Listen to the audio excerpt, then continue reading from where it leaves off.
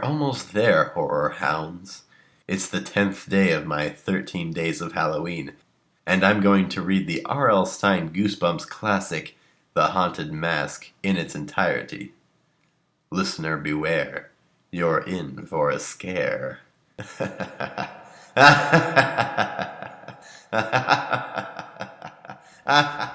Chapter 1. "What are you going to be for Halloween?" Sabrina Mason asked. She moved her fork around in the bright yellow macaroni on her lunch tray, but didn't take a bite. Carly Beth Caldwell sighed and shook her head. The overhead light on the lunchroom ceiling made her straight brown hair gleam. "I don't know. A witch, maybe?" Sabrina's mouth dropped open. "You? A witch?"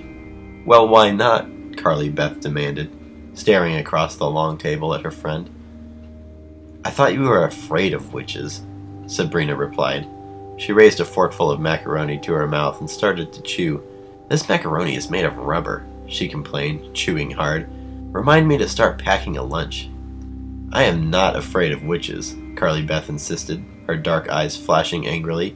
"You just think I'm a big scaredy cat, don't you?" Sabrina giggled. "Yes." She flipped her black ponytail behind her shoulders with a quick toss of her head. "Hey, don't eat the macaroni. Really. Carly Beth, it's gross." She reached across the table to keep Carly Beth from raising her fork. "But I'm starving," Carly Beth complained. The lunchroom grew crowded and noisy. At the next table, a group of 5th grade boys were tossing a half-full milk carton back and forth. Carly Beth saw Chuck Green ball up a bright red fruit roll-up and shove the whole sticky thing in his mouth. "Yuck!" She made a disgusted face at him. Then she turned back to Sabrina. "I am not a scaredy cat, Sabrina, just because everyone picks on me and—" "Carly Beth, what about last week? Remember, at my house?" Sabrina ripped open a bag of tortilla chips and offered some across the table to her friend. "You mean the ghost thing?" Carly Beth replied, frowning. "That was really stupid." "But you believed it," Sabrina said with a mouthful of chips. "You really believed my attic was haunted. You should have seen the look on your face when the ceiling started to creak and we heard the footsteps up there." "That was so mean," Carly Beth complained, rolling her eyes. "Then, when you heard footsteps coming down the stairs, your face went all white and you screamed," Sabrina recalled. "It was only Chuck and Steve." "You know I'm afraid of ghosts," Carly Beth said, blushing. "And snakes and bugs and loud noises and dark rooms and witches," Sabrina declared. "I don't see why you have to make fun of me," Carly Beth pouted. She shoved her lunch tray away. "I don't see why everyone always thinks it's so much fun to try to scare me. Even you, my best friend." "I'm sorry," Sabrina said sincerely. She reached across the table and squeezed Carly Beth's wrist reassuringly. "You're just so easy to scare. It's hard to resist. Here, want some more chips?" She shoved the bag towards Carly Beth. "Maybe I'll scare you someday," Carly Beth threatened. Her friend laughed. "No way." Carly Beth continued to pout. She was 11, but she was tiny, and with her round face and short stub of a nose, which she hated and wished would grow longer, she looked much younger. Sabrina, on the other hand, was tall, dark, and sophisticated looking.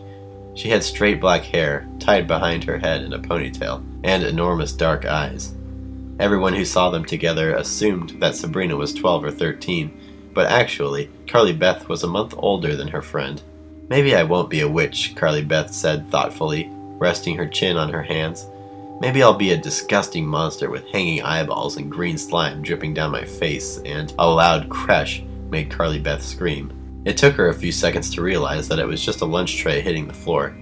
She turned to see Gabe Moser, his face bright red, drop to his knees and start scooping lunch off the floor. The lunchroom rang out with cheers and applause. Carly Beth hunched over in her seat, embarrassed that she had screamed. Her breathing had just returned to normal when a strong hand grabbed her shoulder from behind. Carly Beth's shriek echoed through the room. Chapter 2. She heard laughter at another table. Someone yelled, "Way to go, Steve!" She whipped her head around to see her friend Steve Boswell standing behind her, a mischievous grin on his face. "Gotcha," he said, letting go of her shoulder. Steve pulled out the chair next to Carly Beth's and lowered himself over its back. His best friend, Chuck Green, slammed his book bag onto the table and then sat down next to Sabrina. Steve and Chuck looked so much alike they could have been brothers. Both were tall and thin with straight brown hair, which they usually hid under baseball caps. Both had dark brown eyes and goofy grins. Both wore faded blue jeans and dark-colored long-sleeved t-shirts. And both of them loved to scare Carly Beth. They loved to startle her, to make her jump and shriek. They spent hours dreaming up new ways to frighten her. She vowed every time that she would never fall for one of their stupid tricks again. But so far, they had won every time. Carly Beth always threatened to pay them back, but in all the time they'd been friends, she hadn't been able to think of anything good enough. Chuck reached for the few remaining chips in Sabrina's bag. She playfully slapped his hand away. "Get your own." Steve held a crinkled hunk of aluminum foil under Carly Beth's nose. "Want a sandwich?" "I don't want it." Carly Beth sniffed it suspiciously. "What kind is it? I'm starving." "It's a turkey sandwich. Here," Steve said, handing it to Carly Beth. "It's too dry. My mom forgot the mayo. You want it?" "Yeah, sure, thanks," Carly Beth exclaimed. She took the sandwich from him and peeled back the aluminum foil. Then she took a big bite of the sandwich. As she started to chew, she realized that both Steve and Chuck were staring at her with big grins on their faces. Something tasted funny, kind of sticky and sour. Carly Beth stopped chewing. Chuck and Steve were laughing now, and Sabrina looked confused. Carly Beth uttered a disgusted groan and spit the chewed-up sandwich hunk into a napkin. Then she pulled the bread apart and saw a big brown worm resting on top of the turkey. "Oh!" With a moan, she covered her face with her hands. The room erupted with laughter. Cruel laughter. "I ate a worm. I'm gonna be sick," Carly Beth groaned. She jumped to her feet and stared angrily at Steve. "How could you?" she demanded. "It isn't funny. It isn't a real worm," Chuck said. Steve was laughing too hard to talk. "Huh?" Carly Beth gazed down at it and felt a wave of nausea rise up from her stomach. "It isn't real. It's rubber. Pick it up," Chuck urged. Carly Beth hesitated.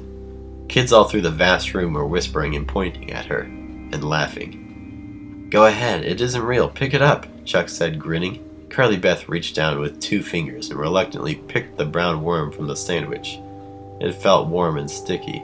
"Gotcha again," Chuck said with a laugh. It was real. A real worm. With a horrified cry, Carly Beth tossed the worm at Chuck, who was laughing wildly.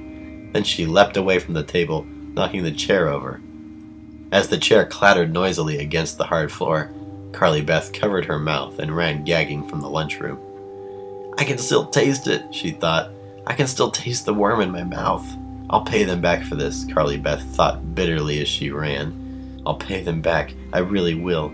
As she pushed through the double doors and hurtled towards the girls' room, the cruel laughter followed her across the hall. Chapter 3.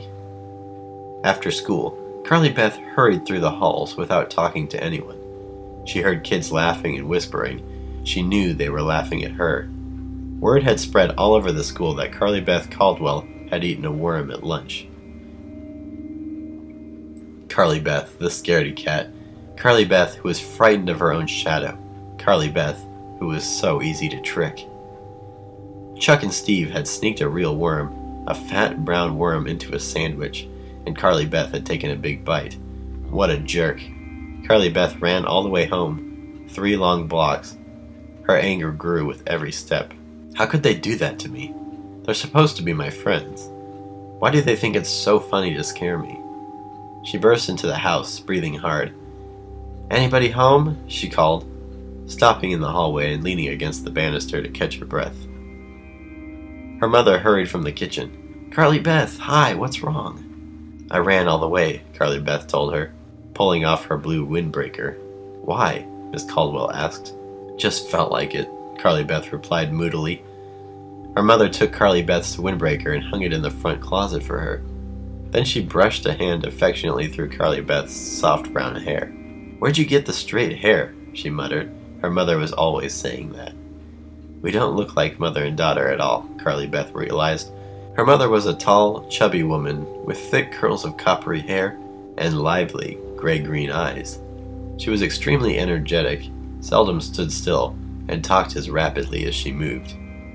Today she was wearing a paint-stained gray sweatshirt over black lycra tights. "Why so grumpy?" Miss Caldwell asked.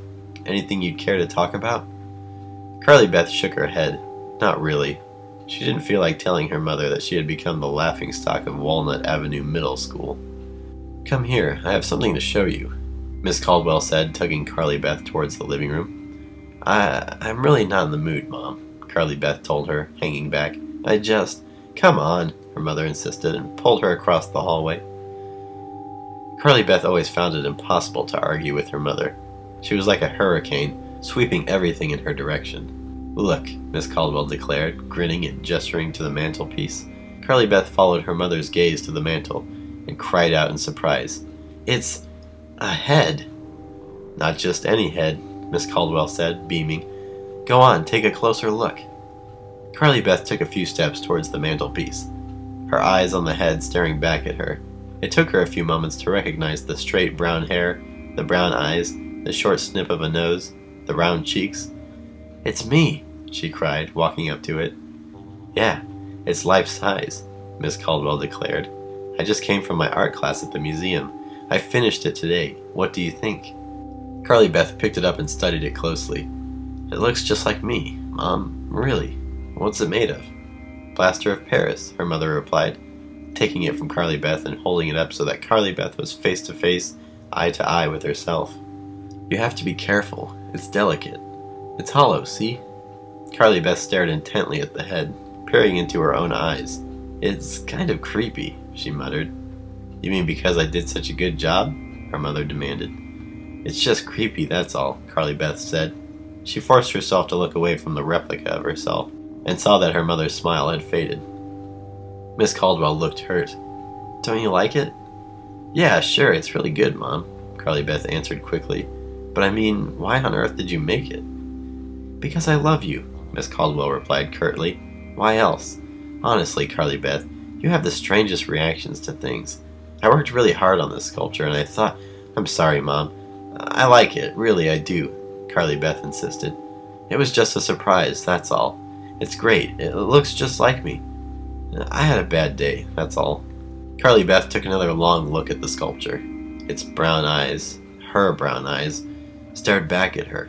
The brown hair shimmered in the afternoon sunlight through the window. "It smiled at me," Carly Beth thought. Her mouth dropped open. "I saw it. I just saw it smile." No, it had to be a trick of the light.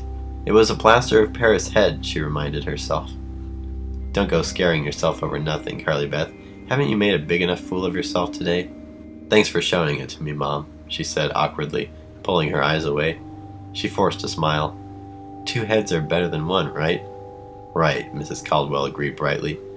"Incidentally, Carly Beth, your duck costume is all ready. I put it on your bed." "Huh? Duck costume?"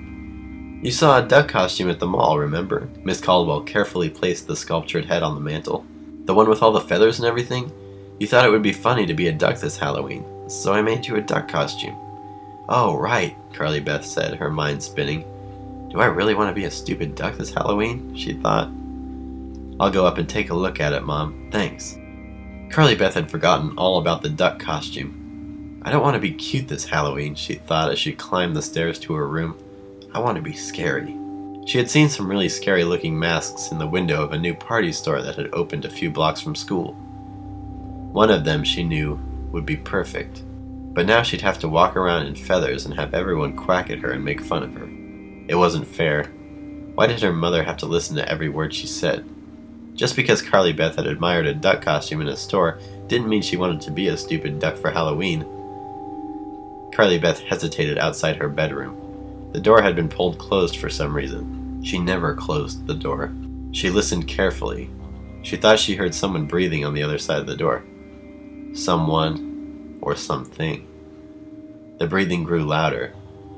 Carly Beth pressed an ear to the door. What was in her room? There was only one way to find out. Carly Beth pulled open the door and uttered a startled cry. Chapter 4. Quack! With a hideous cry, an enormous white feathered duck, its eyes wild and frenzied, leapt at Carly Beth. As she staggered backwards in astonishment, the duck knocked her over and pinned her to the hallway floor. Quack! Quack! The costume has come alive. That was Carly Beth's first frightened thought. Then she quickly realized the truth. Noah, get off me, she demanded, trying to push the big duck off her chest. The white feathers brushed against her nose. Hey, that tickles, she sneezed. Noah, come on. Quack! Noah, I mean it, she told her 8-year-old brother. What are you doing in my costume? It's supposed to be my costume. I was just trying it on, Noah said, his blue eyes staring down at her through the white and yellow duck mask. Did I scare you? Not a bit, Carly Beth lied. Now get up, you're heavy. He refused to budge. Why do you always want everything that's mine? Carly Beth demanded angrily. I don't, he replied. And why do you think it's so funny to try to scare me all the time? She asked. I can't help it if you get scared every time I say boo, he replied nastily. Get up, get up. He quacked a few more times, flapping the feathery wings. Then he climbed to his feet. Can I have this costume? It's really neat. Carly Beth frowned and shook her head. You got feathers all over me. You're molting. Molting? What's that mean? Noah demanded. He pulled off the mask. His blonde hair was damp from sweat and matted against his head. It means you're going to be a bald duck, Carly Beth told him. I don't care. Can I have this costume? Noah asked, examining the mask. It fits me, really. I don't know, Carly Beth told him. Maybe. The phone rang in her room. Get lost, okay? Go fly south for the winter or something, she said and hurried to answer the phone. As she ran to her desk, she saw white feathers all over her bed.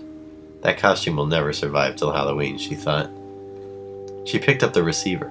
Hello? Oh, hi, Sabrina. Yeah, I'm okay. Sabrina called to remind Carly Beth that the school science fair was tomorrow. They had to finish their project, a model of the solar system constructed with ping pong balls. Come over after dinner, Carly Beth told her. It's almost finished. We just have to paint it. My mom said she'd help us take it to school tomorrow. They chatted for a while. Then Carly Beth confided. I was so mad, Sabrina, at lunch today. Why do Chuck and Steve think it's so funny to do things like that to me? Sabrina was silent for a moment. I guess it's because you're so scarable, Carly Beth. Scarable? You scream so easily, Sabrina said.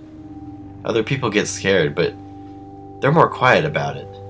You know Chuck and Steve, they don't really mean to be mean. They just think it's funny. Well, I don't think it's funny at all, Carly Beth replied unhappily, and I'm not going to be scarable anymore.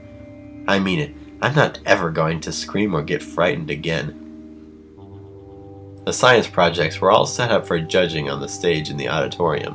Mrs. Armbruster, the principal, and Mr. Smythe, the science teacher, walked from display to display, making notes on their clipboards.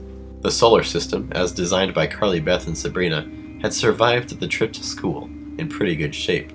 Pluto had a slight dent in it, which the girls had struggled unsuccessfully to straighten out, and Earth kept coming loose from its string and bouncing across the floor. But both girls agreed, the display looked pretty good. Maybe it wasn't as impressive as Martin Goodman's project. Martin had built a computer from scratch, but Martin was a genius, and Carly Beth figured the judges didn't expect everyone else to be geniuses too. Looking around the crowded, noisy stage, Carly Beth saw other interesting projects. Mary Sue Chong had built some kind of electronic robot arm that could pick up a cup or wave to people, and Brian Baldwin had several glass bottles filled with brown gunky stuff that he claimed was toxic waste. Someone had done a chemical analysis of the town's drinking water, and someone had built a volcano that would erupt when the two judges came by.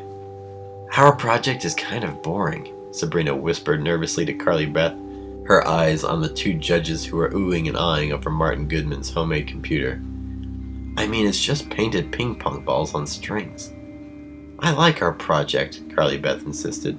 We worked hard on it, Sabrina. I know, Sabrina replied fretfully, but it's still kind of boring. The volcano erupted, sending up a gusher of red liquid. The judges appeared impressed. Several kids cheered.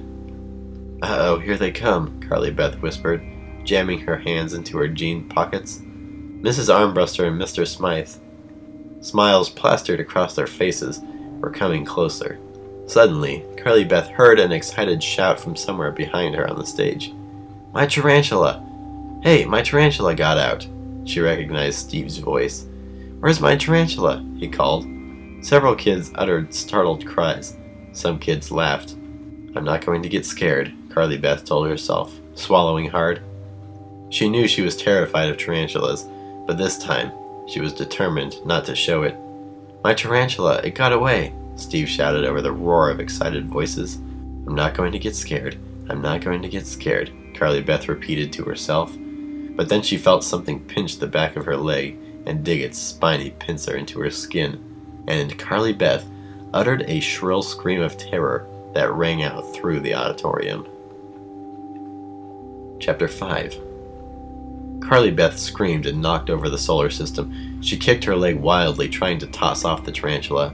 Ping-pong ball planets bounced all over the floor. She screamed again. Get it off me! Get it off! Carly Beth, stop! Sabrina pleaded. You're okay. You're okay. It took Carly Beth a long while to realize that everyone was laughing, her heart pounding. She spun around to find Steve down on his hands and knees behind her. He made a pinching motion with his thumb and finger. Gotcha again, he said, grinning up at her. No! Carly Beth cried. There was no tarantula, she realized. Steve had pinched her leg. She raised her head and saw that kids all over the stage were laughing. Miss Armbruster and Mr. Smythe were laughing too. With a cry of anger, Carly Beth tried to kick Steve in the side, but he spun away. She missed. Help me pick up the planets, she heard Sabrina say. But Sabrina seemed far, far away. All Carly Beth could hear was the pounding of her heart and the laughter of the kids all around her. Steve had climbed to his feet. He and Chuck were side by side, grinning at her, slapping each other high fives. Carly Beth, help me, Sabrina pleaded, but Carly Beth spun away, jumped off the stage and ran, escaping up the dark auditorium aisle. I'm gonna pay Steve and Chuck back, she vowed angrily, her sneakers thudding loudly up the concrete aisle. I'm going to scare them, really scare them. But how? Chapter 6. Okay, what time should I meet you? Carly Beth asked, cradling the phone between her chin and shoulder. On the other side of the line, Sabrina considered for a moment. How about 7:30? It was Halloween. The plan was to meet at Sabrina's house, then go trick-or-treating through the entire neighborhood. The earlier the better. We'll get more candy, Sabrina said. Did Steve call you? Yeah, he called, Carly Beth replied bitterly. Did he apologize? Yeah, he apologized, Carly Beth muttered, rolling her eyes. Big deal. I mean, he already made me look like a jerk in front of the entire school. What good is an apology? I think he felt bad, Sabrina replied. I hope he felt bad, Carly Beth exclaimed. It was so mean. It was a dirty trick, Sabrina agreed, and then she added, but you'll have to admit it was kind of funny. I don't have to admit anything, Carly Beth snapped. Has it stopped raining? Sabrina asked, changing the subject. Carly Beth pulled back the curtain to glance out of her bedroom window. The evening sky was charcoal gray. Dark clouds hovered low. But the rain had stopped. The street glistened wetly under the light of a street lamp. No rain. I've got to go. See you at 7:30, Carly Beth said, speaking rapidly. Hey, wait, what's your costume? Sabrina demanded. It's a surprise, Carly Beth told her and hung up. It'll be a surprise to me, too, she told herself, glancing unhappily at the feathery duck costume rolled up on the chair in the corner. Carly Beth's plan had been to go to the new party store after school and pick out the ugliest, most disgusting, scariest mask they had. But her mother had picked her up after school and insisted that she stay home and watch Noah for a couple of hours. Miss Caldwell hadn't returned home until 5:15. Now it was nearly 6:15. There was no way the party store would still be open, Carly Beth thought, frowning at the duck costume. Quack, quack, she said miserably. She walked to the mirror and ran a hairbrush through her hair. Maybe it's worth a try, she thought. Maybe that store stays open late on Halloween. She pulled open the top dresser drawer and took out her wallet. Did she have enough money for a good scary mask? $30, her life savings. She wadded up the bills and stuffed them back into the wallet. Then jamming the wallet into her jeans pocket, she grabbed her coat and hurried downstairs and out the front door. The evening air was cold and damp. Carly Beth struggled to zip her coat as she jogged towards the party store. The house next door had a glowing jack-o'-lantern in the front window. The house on the corner had paper skeletons strung up across the front porch. The wind howled through the bare trees. The branches above her head shook and rattled like bony arms. What a creepy night, Carly Beth thought. She started running a little faster. A car rolled silently by, sending a harsh white light floating across the sidewalk like a bright ghost. Glancing across the street, Carly Beth saw the old carpenter mansion looming over its dark, weed-choked lawn. Everyone said the ramshackle old house was haunted by people who had been murdered inside it 100 years ago. Once, Carly Beth had heard frightening howls coming from inside the old mansion. When she was Noah's age, Steve and Chuck and some other kids had dared each other to go up to the house and knock on the door. Carly Beth had run home instead. She never did find out if the other kids were brave enough to do it. Now, Carly Beth felt a chill of fear as she hurried past the old house. She knew this neighborhood really well. She had lived in it her entire life, but tonight it looked different to her. Was it just the wet glow left by the rain? No, it was a heavy feeling in the air, a heavier darkness.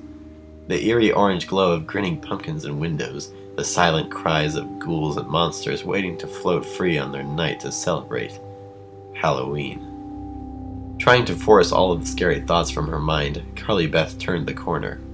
The little party store came into view. The window was lighted, revealing 2 rows of Halloween masks staring out at the street. But was the store still open? Crossing her fingers, Carly Beth waited for a truck to rumble past, then eagerly jogged across the street. She stopped for a second to examine the masks in the window. There were gorilla masks, monster masks, some sort of blue-haired alien mask. Pretty good, she thought. These are pretty ugly, but they probably have even scarier ones inside. The lights were on in the store. She peered through the glass door, then she tried turning the knob. It didn't move. She tried again. She tried pulling the door open. Then she tried pushing. No way. She was too late. The store was closed. Chapter 7. Carly Beth sighed and peered in through the glass. The walls of the tiny store were covered with masks. The masks seemed to stare back at her. They're laughing at me, she thought unhappily. Laughing at me because I'm too late. Because the store is closed, and I'm going to have to be a stupid duck for Halloween. Suddenly, a dark shadow moved over the glass, blocking Carly Beth's view. She gasped and took a step back. It took her a moment to realize that the shadow was a man in a black suit, staring out at her, a look of surprise on his face. Are you closed?" Carly Beth shouted through the glass.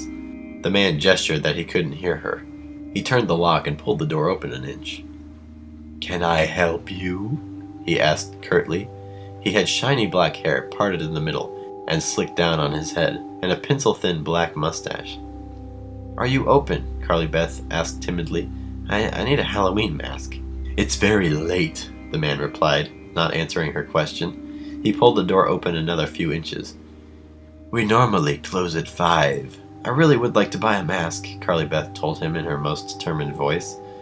The man's tiny black eyes peered into hers. His expression remained blank. "Come in," he said quietly. As Carly Beth stepped past him into the store, she saw that he wore a black cape. It must be a Halloween costume, she told herself. I'm sure he doesn't wear that all the time. She turned her attention to the masks on the 2 walls. "What kind of mask are you looking for?" the man asked, closing the door behind him. Carly Beth felt a stab of fear. His black eyes glowed like 2 burning coals. He seemed so strange, and here she was, locked in this closed store with him. "A scary one," she stammered. He rubbed his chin thoughtfully. He pointed to the wall. "The gorilla mask has been very popular. It has real hair. I believe I may have one left in stock." Carly Beth stared up at the gorilla mask. She didn't really want to be a gorilla. It was too ordinary. It wasn't scary enough. "Do you have anything scarier?" she asked. He flipped his cape back over the shoulder of his black suit. "How about that yellowish one with the pointy ears?" he suggested, pointing. "I believe it's some sort of Star Trek character. I still have a few of them, I believe." "No," Carly Beth shook her head. "I need something really scary." A strange smile formed under the man's thin mustache. His eyes burned into hers, as if trying to read her thoughts. "Look around," he said with a sweep of his hand. "Everything I have left in stock is up on the walls." Carly Beth turned her gaze to the masks. A pig mask with long, ugly tusks and blood trickling from the snout caught her eye. Pretty good, she thought, but not quite right. A hairy werewolf mask with white, pointy fangs was hung beside it. Again, too ordinary, Carly Beth decided. Her eyes glanced over a green Frankenstein mask, a Freddy Krueger mask that came with Freddy's hand, complete with long silvery blades for fingers, and an E.T. mask. Just not scary enough, Carly Beth thought, starting to feel a little desperate. I need something that will really make Steve and Chuck die of fright. Young lady, I'm afraid I must ask you to make your choice, the man in the cape said softly. He had moved behind the narrow counter at the front and was turning a key in the cash register. We really are closed, after all. I'm sorry, Carly Beth started. It's just that... The phone rang before she could finish explaining. The man picked it up quickly and began talking in a low voice, turning his back to Carly Beth. She wandered towards the back of the store, studying the masks as she walked. She passed a black cat mask with long, ugly yellow fangs. A vampire mask with bright red blood trickling down its lips was hung next to a grinning, bald mask of Uncle Fester from the Addams family. Not right, not right, not right, Carly Beth thought, frowning. She hesitated when she spotted a narrow door slightly opened at the back of the store. Was there another room? Were there more masks back there? She glanced to the front. The man, hidden behind his cape, still had his back to her as he talked on the phone. Carly Beth gave the door a hesitant push to peek inside. The door creaked open. Pale orange light washed over the small, shadowy black room. Carly Beth stepped inside and gasped in amazement. Chapter 8. 24 empty eye sockets stared blindly at Carly Beth. She gasped in horror at the distorted, deformed faces. They were masks, she realized. 2 shelves of masks. But the masks were so ugly, so grotesque, so real. They made her breath catch in her throat. Carly Beth gripped the doorframe, reluctant to enter the tiny back room. Staring into the dim orange light, she studied the hideous masks. One mask had long, stringy yellow hair falling over its bulging green forehead. A hairy black rat's head poked up from a knot in the hair. That rat's eyes gleamed like 2 dark jewels. The mask beside it had a large nail stuck through an eye hole. Thick, wet-looking blood poured from the eye down the cheek. Chunks of rotting skin appeared to be falling off another mask, revealing gray bone underneath. An enormous black insect, some kind of grotesque beetle, poked out from between the green and yellow decaying teeth. Carly Beth's horror mixed with excitement. She took a step into the room. The wooden floorboards creaked noisily beneath her. She took another step closer to the grotesque, grinning masks. They seemed so real, so horribly real. The faces had such detail. The skin appeared to be made of flesh, not rubber or plastic. These are perfect, she thought, her heart pounding. These are just what I was looking for. They look terrifying just propped up on these shelves. She imagined Steve and Chuck seeing one of these masks coming at them in the dark of night. She pictured herself uttering a blood-curdling scream and leaping out from behind a tree in one of them. She imagined the horrified expressions on the boys' faces. She pictured Steve and Chuck shrieking in terror and running for their lives. Perfect. Perfect. What a laugh that would be. What a victory. Carly Beth took a deep breath and stepped up to the shelves, her eyes settling on an ugly mask on the lower shelf. It had a bulging, bald head. Its skin was putrid yellow-green. Its enormous sunken eyes were an eerie orange and seemed to glow. It had a broad, flat nose, smashed in like a skeleton's nose. The dark-lipped mouth gaped wide, revealing jagged animal fangs. Staring hard at the hideous mask, Carly Beth reached out a hand toward it. Reluctantly, she touched the broad forehead. And as she touched it, the mask cried out. Chapter 9. Oh! Carly Beth shrieked and jerked back her hand. The mask grinned at her. Its orange eyes glowed brightly. The lips appeared to curl back over the fangs. She suddenly felt dizzy. What is going on here? As she staggered back, away from the shelves, she realized that the angry cry hadn't come from the mask, it had come from behind her. Carly Beth spun around to see the black-caped store owner glaring at her from the doorway. His dark eyes flashed. His mouth was turned down in a menacing frown. Oh, I thought... Carly Beth started. glancing back at the mask. She still felt confused. Her heart pounded loudly in her chest. "I'm so sorry you saw these," the man said in a low, threatening voice. He took a step toward her, his cape brushing the doorway. "What is he going to do?" Carly Beth wondered, uttering a horrified gasp. "Why is he coming at me like that? What is he going to do to me?" "I am so sorry," he repeated, his small dark eyes burning into hers. He took another step closer. Carly Beth backed away from him. Then she uttered a startled cry as she backed into the display shelves. The hideous masks jiggled and quaked as if alive.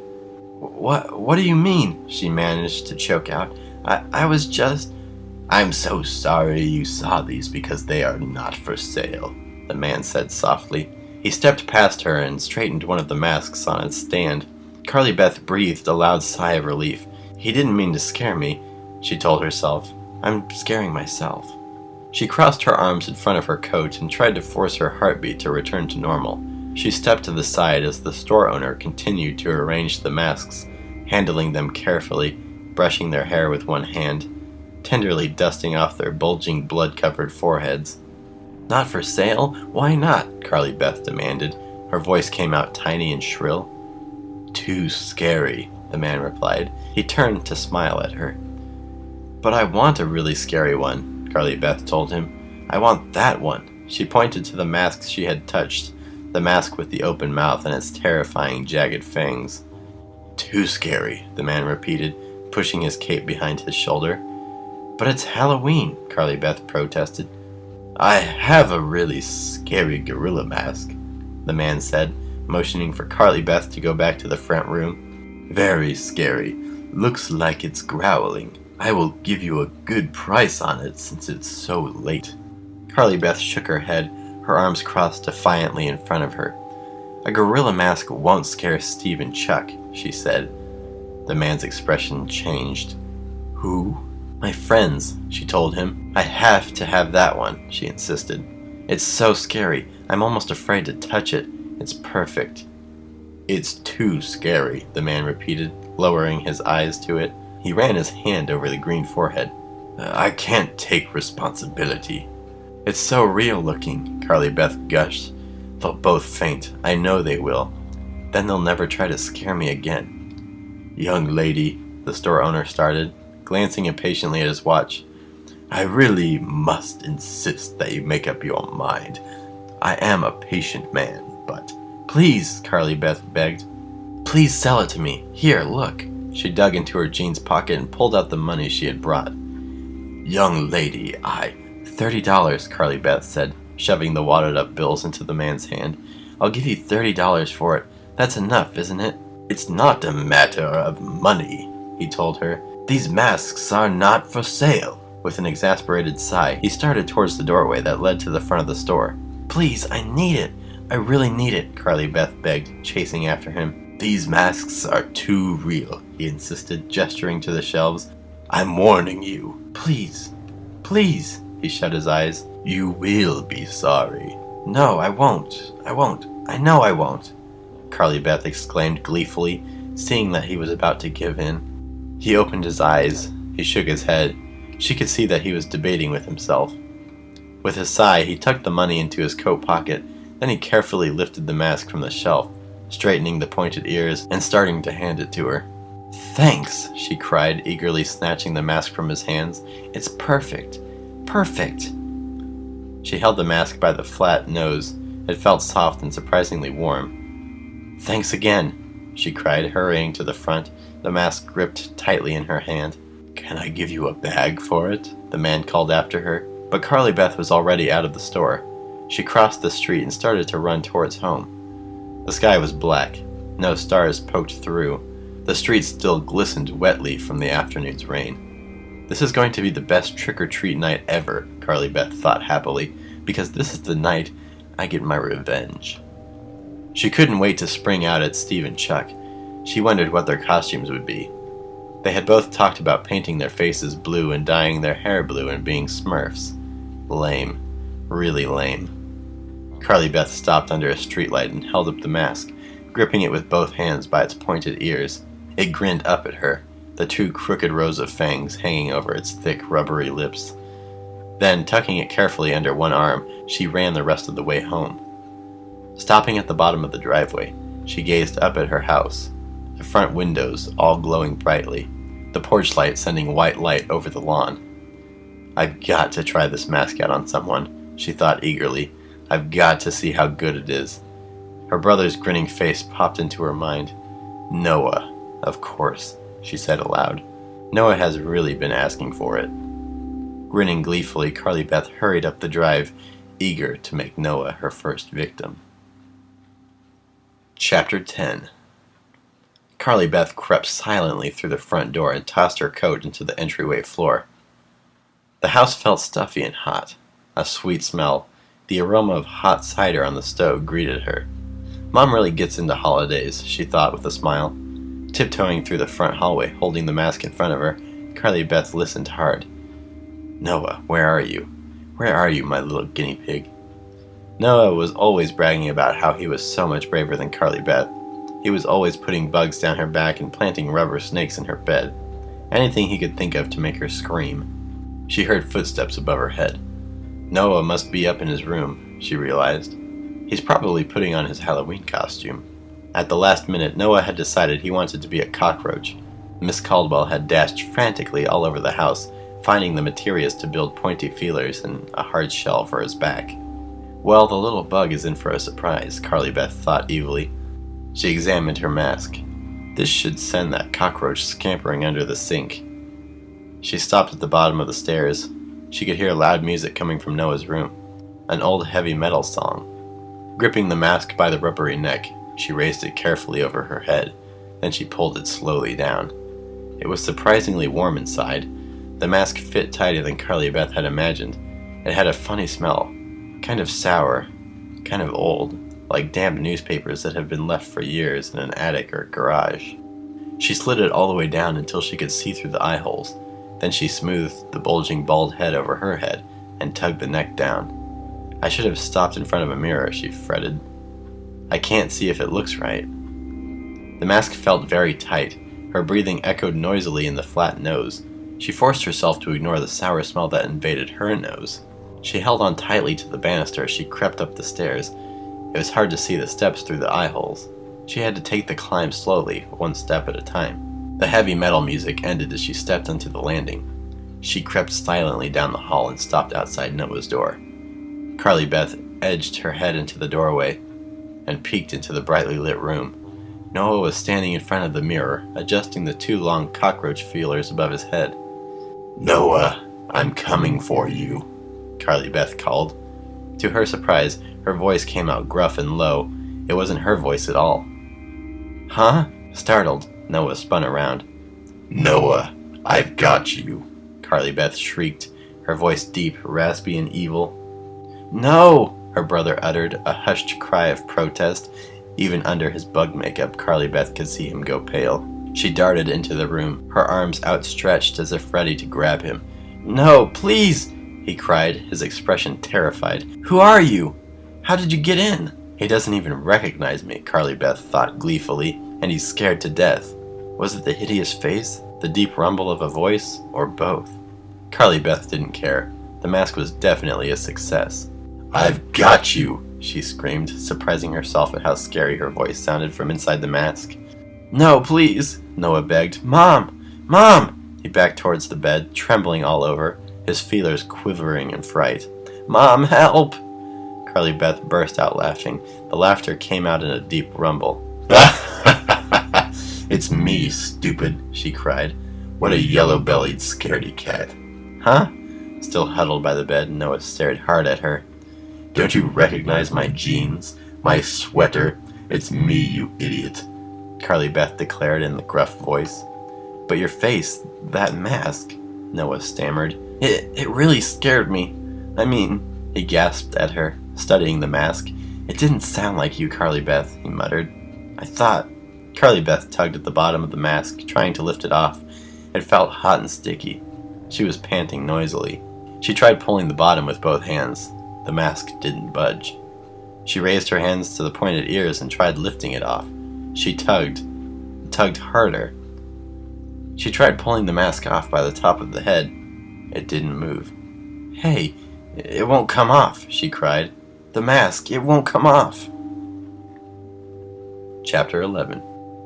"What's going on here?" Carly Beth cried, tugging at the mask with both hands.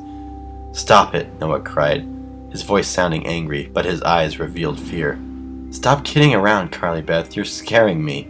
"I'm not kidding around," Carly Beth insisted in her harsh, raspy voice. "I really can't get this off." "Take it off, you're not funny," her brother shouted. With great effort, Carly Beth managed to slip her fingers under the neck of the mask, then she pulled it away from her skin and lifted it off her head. Whew! The air felt so cool and sweet. She shook her hair free, then she playfully tossed the mask at Noah. "Good mask, huh?" She grinned at him. He let the mask bounce onto the bed. Then he picked it up hesitantly and examined it. "Where'd you get it?" he asked, poking a finger against the ugly fangs. "At that new party store," she told him, wiping perspiration from her forehead. "It's so hot inside of it." "Can I try it on?" Noah asked, pushing his fingers through the eye holes. "Not now, I'm late," she replied sharply. She laughed. "You sure looked scared." He tossed the mask back at her, frowning. "I was just pretending," he said. "I knew it was you." "For sure," she replied, rolling her eyes. "That's why you screamed like a maniac." "I did not scream," Noah protested. "I was just putting on an act. For you." "Yeah, right," Carly Beth muttered. She turned and headed toward the door, rolling the mask over her hand. "How'd you change your voice like that?" Noah called after her. Carly Beth stopped at the doorway and turned back to him. Her smile gave way to a puzzled expression. "That deep voice was the scariest part," Noah said, staring at the mask in her hand. "How did you do that?" "I don't know," Carly Beth replied thoughtfully. "I really don't know." By the time she got to her room, she was grinning again. The mask had worked. It had been a wonderful success. Noah might not want to admit it, but when Carly Beth burst in on him, growling through the hideous mask, he nearly jumped out of his cockroach shell. "Look out, Chuck and Steve," she thought gleefully. "You're next." She sat down on her bed and glanced at the clock radio on her bed table. She had a few minutes until it was time to meet everyone in front of Sabrina's house. Time enough to think of the best possible way to give them the scare of their lives. "I don't want to just jump out at them," Carly Beth thought, playing her fingers over the sharp fangs. "That's too boring. I want to do something they'll remember. Something they'll never forget." She ran her hands over the mask's pointy ears. Suddenly, she had an idea. Chapter 12. Carly Beth pulled the old broom handle from the closet. She brushed off a thick ball of dust and examined the long wooden pole. Perfect, she thought. She checked to make sure her mother was still in the kitchen. She was sure that her mother wouldn't approve of what Carly Beth was about to do. Mrs. Caldwell still thought that Carly Beth was going to wear the duck costume. Tiptoeing silently into the living room, Carly Beth stepped up to the mantel and pulled down the plaster of Paris head her mother had sculpted. "It really does look just like me," Carly Beth thought, holding the sculpture waist high and studying it carefully. "It's so lifelike. Mom is really talented." Carefully, she placed the head on the broomstick. It balanced easily. She carried it over to the hallway mirror. "It looks like I'm carrying my real head on a stick," Carly Beth thought, admiring it. A wide grin broke out across her face. Her eyes sparkled gleefully. "Excellent." She leaned the head and stick against a wall and pulled on the mask. Once again, the sour aroma rushed into her nostrils. The heat of the mask seemed to wrap around her. The mask tightened against her skin as she pulled it down. Raising her eyes to the mirror, she nearly frightened herself. "It's like a real face," she thought, unable to take her eyes away. "My eyes seem part of it. It doesn't look as if I'm peering out of the eye holes." She moved the gruesome mouth up and down a few times. "It moves like a real mouth," she realized. "It doesn't look like a mask at all. It looks like a gross, deformed face." Working with both hands, she flattened the bulging forehead, smoothing it over her hair. "Excellent," she repeated to herself, feeling her excitement grow. "Excellent. The mask is perfect," she decided. She couldn't believe the man in the party store didn't want to sell it to her. It was the scariest, realest, ugliest mask she had ever seen. "I will be the terror of Maple Avenue tonight," Carly Beth decided, admiring herself in the mirror. "Kids will be having nightmares about me for weeks. Especially Chuck and Steve," she told herself. "Boo," she muttered to herself, pleased to hear that gruff voice, and returned, "I'm ready." She picked up the broomstick, carefully balanced her sculpted head on top of it, and started out the door. Her mother's voice stopped her. "Carly Beth, wait up!" Miss Caldwell called from the kitchen. "I want to see how you look in that duck costume." "Uh-oh," Carly Beth groaned out loud. "Mom isn't going to like this." Chapter 13. Carly Beth froze in the doorway. She could hear her mother's footsteps approaching in the hallway. "Let me see you, dear," Miss Caldwell called. "Did the costume fit?" Maybe I should have told her about my change of plans, Carly Beth thought guiltily. I would have said something, but I didn't want to hurt Mom's feelings. Now she's in for a shock, and she's going to be really angry when she sees I've borrowed her sculpture. She's going to make me put it back on the mantel. She's going to ruin everything. "I'm kind of in a hurry, Mom," Carly Beth called, her voice deep and raspy inside the mask. "I'll see you later, okay?" She pulled open the front door. "You can wait 1 second while I see my costume on you," her mother called. She rounded the corner and came into view. "I'm sunk," Carly Beth thought with a groan. "I'm caught." The phone rang. The sound echoed loudly inside Carly Beth's mask. Her mother stopped and turned back to the kitchen. "Oh darn, I'd better answer that. It's probably your father calling from Chicago." She disappeared back into the kitchen. "I'll have to see you later, Carly Beth. Be careful, okay?" Carly Beth breathed a sigh of relief, saved by the bell, she thought. Balancing the head on the broomstick, she hurried out the door. She closed the door behind herself and jogged down the front yard. It had become a clear, cool night. A pale half-moon rose low over the bare trees. Fat brown leaves swirled around her ankles as she headed to the sidewalk. The plan was to meet Chuck and Steve in front of Sabrina's house. Carly Beth couldn't wait. Her head bobbed and bounced on the broomstick as she ran. The house on the corner had been decorated for Halloween. Orange lights ran along the top of the stoop. 2 large smiling pumpkin cutouts stood beside the doorway. A cardboard skeleton had been propped up at the end of the front walk. I love Halloween, Carly Beth thought happily. She crossed the street onto Sabrina's block. On other Halloween nights, she had been frightened. Her friends were always playing mean tricks on her. Last year, Steve had slipped a very real-looking rubber rat into her trick-or-treat bag.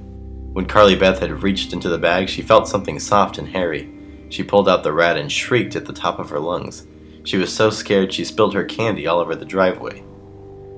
Chuck and Steve thought it was a riot. So did Sabrina. They always spoiled Halloween for her. They thought it was so hilarious to scare Carly Beth and make her scream. Well, this year I won't be the one screaming, she thought. This year I'll be the one making everyone else scream. Sabrina's house was at the end of the block. As Carly Beth hurried toward it, bare tree limbs shivered above her. The half-moon disappeared behind a heavy cloud, and the ground darkened. The head on the broom handle bounced and nearly fell off. Carly Beth slowed her pace. She glanced up at the head, shifting her grip on the broomstick. The eyes on the sculpted head stared straight ahead, as if watching out for trouble. In the darkness, the head looked real. The shadows moving over it as Carly Beth walked under the bare tree limbs made the eyes and mouth appear to move. Hearing laughter, Carly Beth turned. Across the street, a group of trick-or-treaters was invading a brightly lit front porch. In the yellow porch light, Carly Beth saw a ghost, a mutant ninja turtle, a Freddy Krueger, and a princess in a pink ball gown and tinfoil crown. The kids were little. 2 mothers watched them from the foot of the driveway. Carly Beth watched them get their candy. Then she walked the rest of the way to Sabrina's house. She climbed the front stoop, stepping into a white triangle of light from the porch light. She could hear voices inside the house. Sabrina shouting something to her mother, a TV on in the living room. Carly Beth adjusted her mask with her free hand. She straightened the gaping, fanged mouth. Then she checked to make sure the head was balanced on the broomstick. She reached to ring Sabrina's doorbell, then stopped. Voices behind her. She turned and squinted into the darkness. 2 costumed boys were approaching, shoving each other playfully on the sidewalk. Chuck and Steve. I'm just in time, Carly Beth thought happily. She leapt off the stoop and crouched behind a low evergreen shrub. Okay, guys, she thought eagerly, her heart pounding. Get ready for a scare. Chapter 14. Carly Beth peered over the top of the shrub. The 2 boys were halfway up the drive. It was too dark to get a good look at their costumes. One of them wore a long overcoat and a wide-brimmed Indiana Jones fedora. She couldn't really see the other one. Carly Beth took a deep breath and prepared to leap out at them. She gripped the broomstick tightly. My whole body is trembling, she realized. The mask suddenly felt hot, as if her excitement had heated it up. Her breath rattled noisily in the flat nose. Walking slowly, playfully blocking each other with their shoulders like football linemen, the boys made their way up the driveway. One of them said something Carly Beth couldn't hear. The other one laughed loudly, a high-pitched giggle. Peering into the darkness, Carly Beth watched them until they were nearly right in front of the shrub. "Okay, now," she declared silently. Raising the broomstick with its staring head on top, she leapt out. The boys shrieked, startled. She could see their dark eyes go wide as they gaped at her mask. A ferocious roar escaped from her throat, a deep, rumbling howl that frightened even her. At the terrifying sound, both boys cried out again. One of them actually dropped to his knees on the driveway. They both stared up at the head, bobbing on the broomstick. It seemed to glare down at them. Another howl escaped Carly Beth's throat. It started low, as if coming from far away, and then pierced the air, raspy and deep, like the roar of an angry creature. "No!" one of the boys cried. "Who are you?" the other cried. "Leave us alone!" Carly Beth heard rapid footsteps crunching over the dead leaves on the driveway. Looking up, she saw a woman in a bulky downcoat running up the drive. "Hey, what are you doing?" the woman demanded, her voice shrill and angry. "Are you scaring my kids?" "Huh?" Carly Beth swallowed hard. She turned her eyes back to the two frightened boys. "Wait," she cried, realizing they weren't Chuck and Steve. "What are you doing?" the woman repeated breathlessly. She stepped up to the two boys and put a hand on each of their shoulders. "Are you two okay?"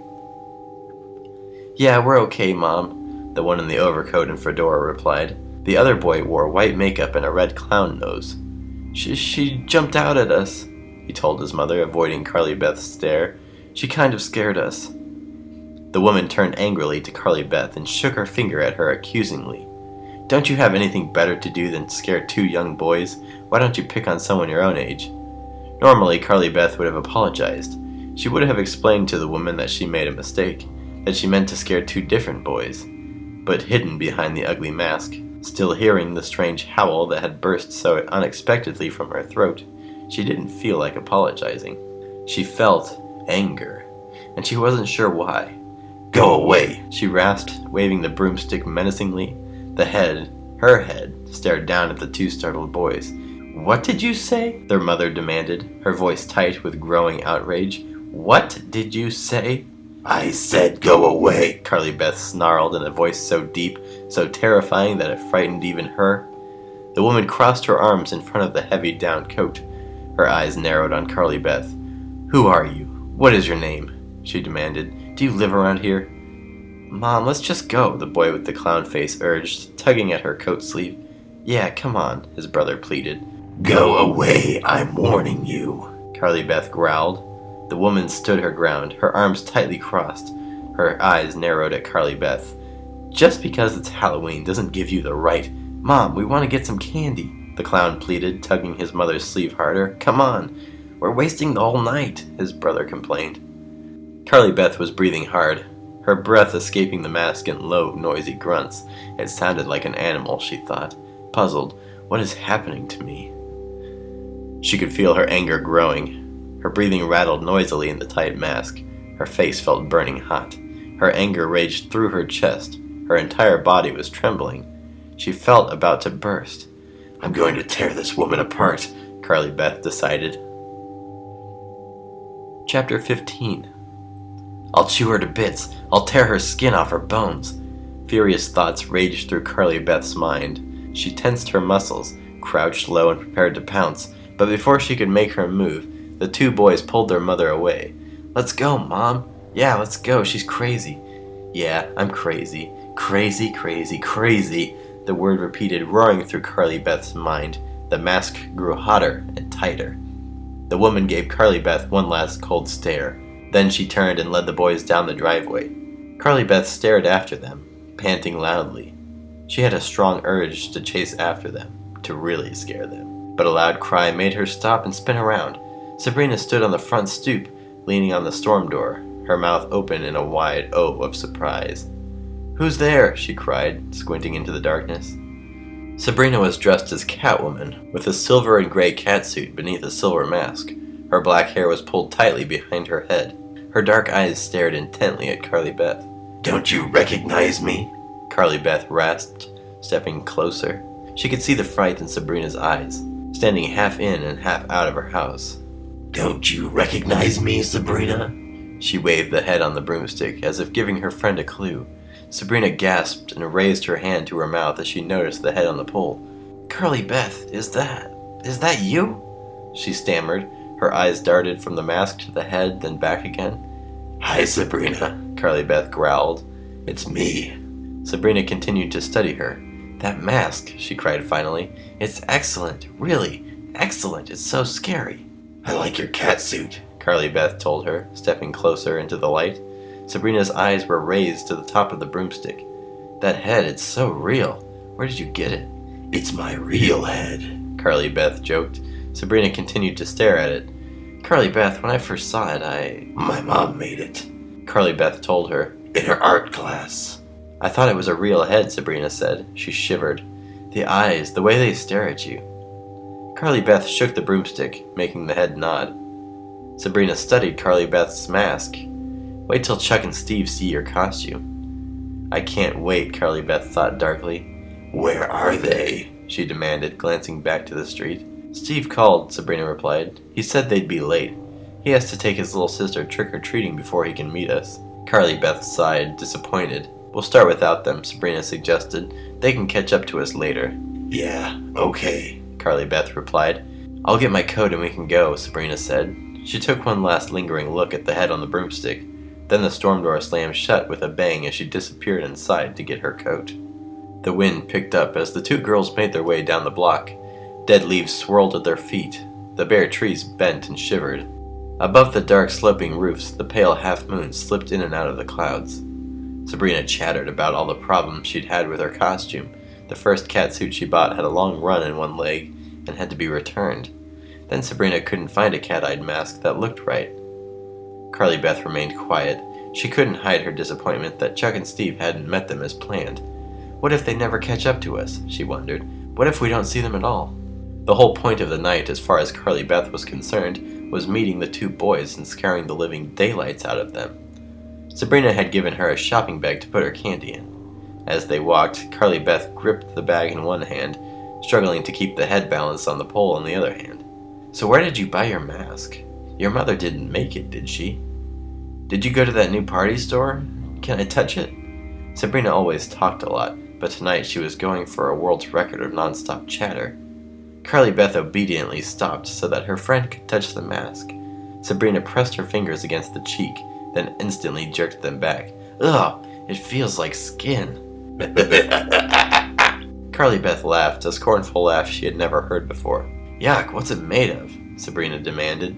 "It isn't skin, is it? It's some kind of rubber, right?" "I guess," Curly Beth muttered. "Then how come it's so warm?" Sabrina asked. "Is it uncomfortable to wear? You must be sweating like a pig." Feeling a surge of rage, Curly Beth dropped the bag and broomstick. "Shut up, shut up, shut up," she snarled. Then with an angry howl, she grabbed Sabrina's throat with both hands and began to choke her. Chapter 16. Sabrina uttered a shocked cry and staggered back, pulling herself from Curly Beth's grip. "Curly Beth," she sputtered. "What is happening to me?" Curly Beth wondered, gaping in horror at her friend. "Why did I do that?" Gotcha," Curly Beth exclaimed. She laughed. "You should have seen the look on your face, Sabrina. Did you think I was really choking you?" Sabrina rubbed her neck with one silver-gloved hand. She frowned at her friend. "That was a joke? You scared me to death." Curly Beth laughed again. "Just keeping in character," she said lightly, pointing to her mask. "You know, trying to get in the right mood.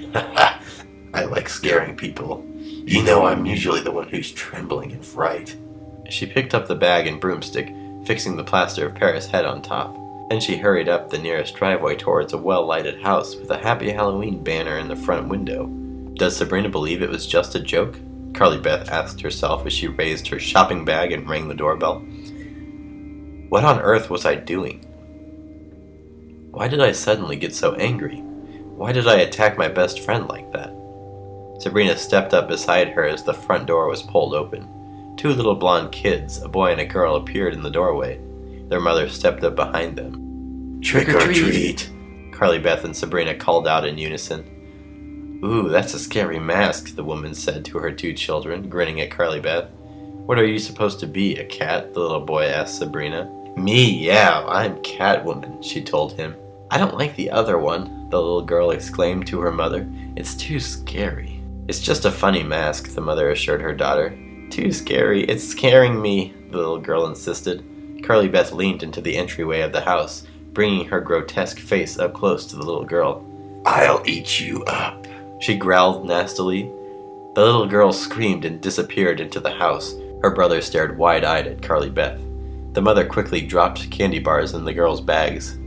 You shouldn't have scared her, she said softly. She has nightmares. Instead of apologizing, Carly Beth turned to the little boy. I'll eat you up too, she snarled. Hey, stop, the woman protested.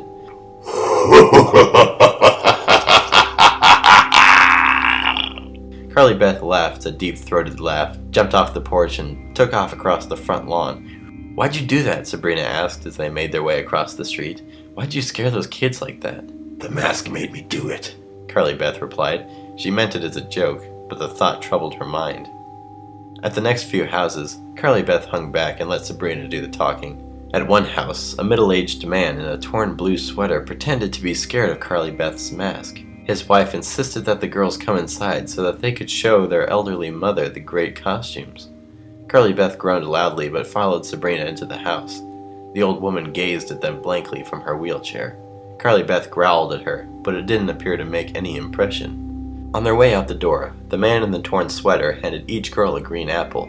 Carly Beth waited till they were down on the sidewalk. Then she turned, pulled back her arm, and heaved the apple at the man's house with all her might. It made a loud thunk as it smacked against the shingled front wall near the front door. I really hate getting apples on Halloween, Carly Beth declared. Especially green ones. Carly Beth, I'm worried about you, Sabrina cried, eyeing her friend with concern. You're not acting like you at all. No, I'm not a pitiful, frightened little mouse tonight, Carly Beth thought bitterly. Give me that, she ordered Sabrina and grabbed Sabrina's apple from her bag. Hey, stop, Sabrina protested. But Carly Beth arched her arm and tossed Sabrina's apple at the house. It clanged noisily as it hit the aluminum gutter. The man in the torn sweater poked his head out the door. Hey, what's the big idea? Run, Carly Beth screamed. The two girls took off, running at full speed down the block. They didn't stop until the house was out of sight. Sabrina grabbed Carly Beth's shoulders and held on, struggling to catch her breath. You're crazy, she gasped. You're really crazy. It takes one to know one, Carly Beth said playfully. They both laughed. Carly Beth searched the block, looking for Chuck and Steve. She saw a small group of costumed kids huddled together at the corner, but no sign of the two boys. Smaller houses, jammed closer together, lined the two sides of this block. Let's split up, Carly Beth suggested, leaning against the broomstick. We'll get more candy that way. Sabrina frowned at her friend, eyeing her suspiciously. Carly Beth, you don't even like candy, she exclaimed.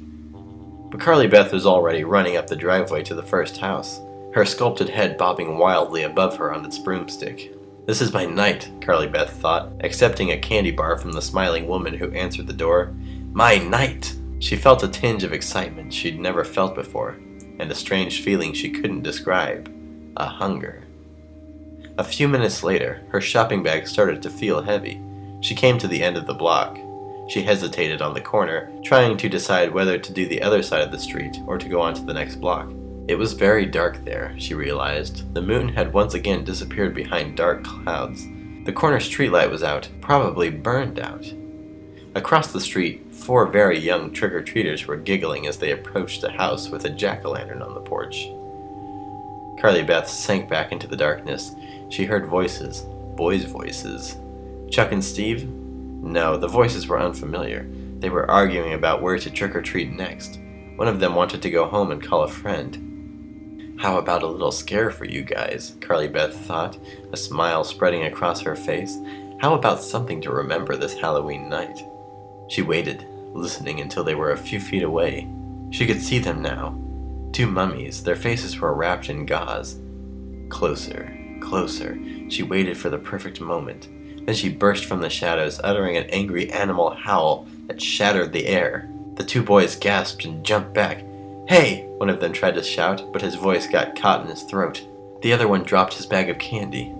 As he started to pick it up, Carly Beth moved quickly. She grabbed the bag from his hand, jerked it away from him, and started to run. "Come back! That's mine! Hey!" Their voices were high and shrill, filled with fear and surprise. As she ran across the street, Carly Beth glanced back to see if they were following her. No, they were too frightened. They stood huddled together on the corner, shouting after her. Holding the stolen candy bag tightly in her free hand, Carly Beth tossed back her head and laughed.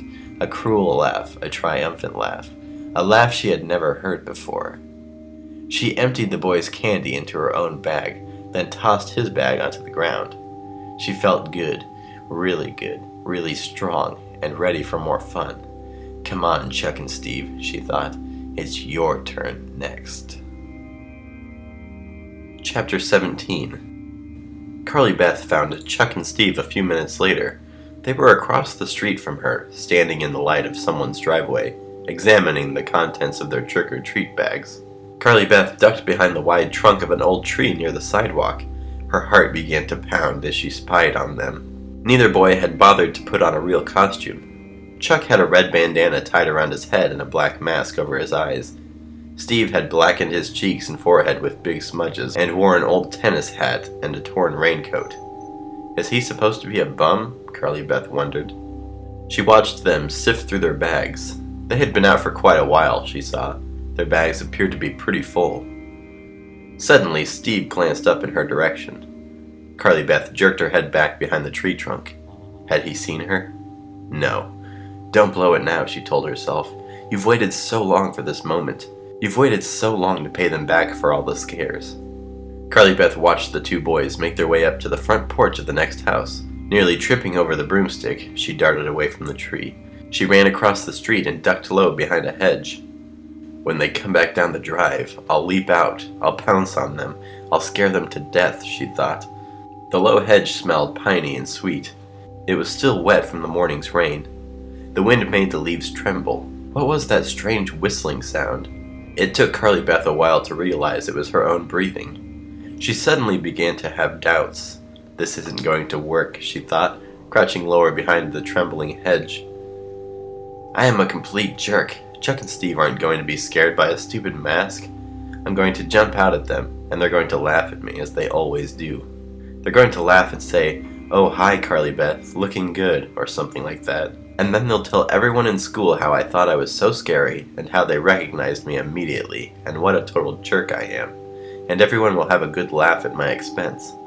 Why did I ever think this would work? What made me think it was such a hot idea? Crouched behind the hedge, Carly Beth could feel her anger grow. Anger at herself. Anger at the two boys. Her face felt burning hot inside the ugly mask. Her heart thudded loudly. Her rapid breaths whistled against the flat nose. Chuck and Steve were approaching. She could hear their sneakers crunch over the gravel driveway. Carly Beth tensed her leg muscles and prepared to pounce. Okay, she thought, taking a deep breath. Here it goes. Chapter 18. It all seemed to happen in slow motion. The two boys moved slowly past the hedge. They were talking excitedly to each other, but to Carly Beth, their voices seemed low and far away. She pulled herself up, stepped out from the hedge, and screamed at the top of her lungs. Even in the dim light, she could see their reactions clearly. Their eyes went wide, their mouths dropped open, their hands shot up above their heads. Steve cried out. Chuck grabbed the sleeve of Steve's coat. Carly Beth's scream echoed over the dark front lawn. The sound seemed to hover in the air. Everything moved so slowly. Carly Beth could see Chuck's eyebrows quiver. She could see his chin tremble. She could see the fear shimmer in Steve's eyes as they moved from her mask up to her head on the broomstick. She waved the broomstick menacingly.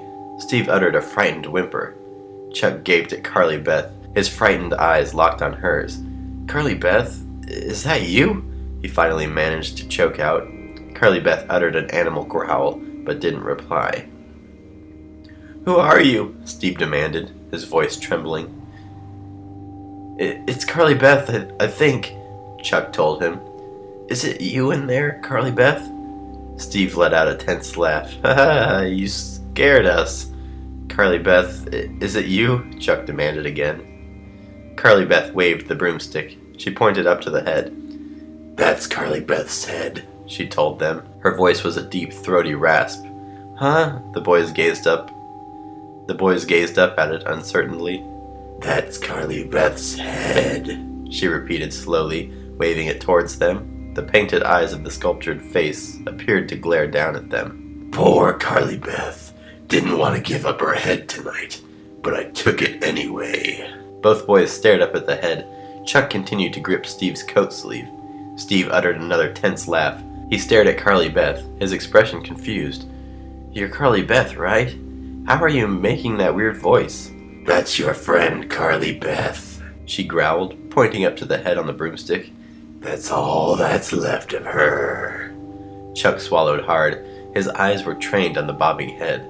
Steve stared intently at Carly Beth's mask. Hand over your candy, Carly Beth snarled, surprised by the vicious tone in her voice. Huh? Steve cried. Hand it over now, or I'll put your heads on the stick. Both boys laughed shrill giggles. I'm not joking, Carly Beth roared. Her angry words cut their laughter short. Carly Beth, give us a break, Chuck muttered uncertainly, his eyes still narrowed in fear. Yeah, really, Steve said softly. Hand over your bags, Carly Beth insisted coldly, or your heads will adorn my stick. She lowered the broomstick toward them menacingly. As she lowered it, all three of them stared up at the dark-eyed face. All three of them studied the frozen face, the face that looked so real, that looked so much like Carly Beth Caldwell. A sudden breeze swirled around them, making the head bob on the stick, and then all three of them saw the eyes blink.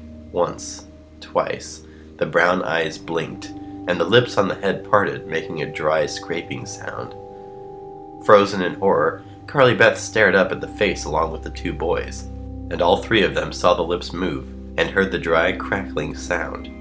All three of them saw the dark lips squeeze together, then part.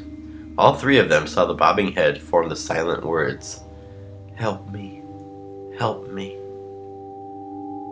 Chapter 19. In her horror, Carly Beth let go of the broomstick. It hit the ground beside Chuck. The head rolled under the hedge. It talked, Steve cried. Chuck uttered a low whimper. Without another word, both boys dropped their candy bags and took off, their sneakers thudding loudly on the sidewalk. The wind swirled around Carly Beth as if holding her in place. She felt like tossing her head back and howling. She felt like tearing off her coat and flying through the night. She felt like climbing a tree, leaping onto a roof, roaring up at the starless black sky. She stood frozen for a long moment, letting the wind sweep around her. The boys were gone. They had fled in terror. Terror! Carly Beth had succeeded. She had scared them nearly to death. She knew she'd never forget the horrified looks on their faces, the fear and disbelief that glowed in their dark eyes. And she would never forget the feeling of triumph, the thrilling sweetness of revenge. For a brief moment she realized she had felt the fear too. She had imagined that the head on the stick had come to life, had blinked its eyes, had spoken silently to them. For a brief moment she had caught the fear. She had fallen under the spell of her own trickery. But of course the head hadn't come alive. She assured herself now. Of course the lips hadn't moved, hadn't made their silent plea. Help me. Help me. It had to be shadows, she knew, shadows cast by the light of the moon, floating out from behind the shifting black clouds. Where was the head? Where was the broomstick she had dropped? It didn't matter now. They were no longer of any use to her. Carly Beth had won her victory. And now she was running wildly over the front lawns, jumping over shrubs and hedges, flying over the dark, hard ground. She was running blindly, the houses whirring past on both sides. The blustery wind swirled, and she swirled with it, rising over the sidewalks, rushing through tall weeds, blowing with the wind like a helpless leaf. Holding her bulging candy bag, she ran past startled trick-or-treaters, past glowing pumpkins, past rattling skeletons. She ran until her breath gave out. Then she stopped, panting loudly, and shut her eyes, waiting for her heart to stop pounding, for the blood to stop pulsing at her temples. And a hand grabbed her shoulder roughly from behind. Chapter 20. Startled, Carly Beth shrieked and spun around. Sabrina, she cried breathlessly. Grinning, Sabrina let go of her shoulder. I've been looking for you for hours, Sabrina scolded. Where'd you go? I guess I got lost, Carly Beth replied, still struggling to catch her breath. One minute you were there, the next minute you disappeared, Sabrina said, adjusting her mask over her dark hair. How'd you do? Carly Beth asked, trying to speak in her normal voice. I ripped my cat suit, Sabrina complained, frowning. She pulled at the lycra material on one leg to show Carly Beth. Snagged it on a stupid mailbox. Bad news, Carly Beth sympathized. Did you scare anyone with that mask? Sabrina demanded, still fingering the tear in the catsuit leg. Yeah, a few kids, Carly Beth replied casually. It's really gross, Sabrina said. That's why I picked it. They both laughed. Did you get a lot of candy? Sabrina asked. She picked up Carly Beth's bag and looked inside. Wow, what a haul. I hit a lot of houses, Carly Beth said. Let's go back to my house and check out the loot, Sabrina suggested.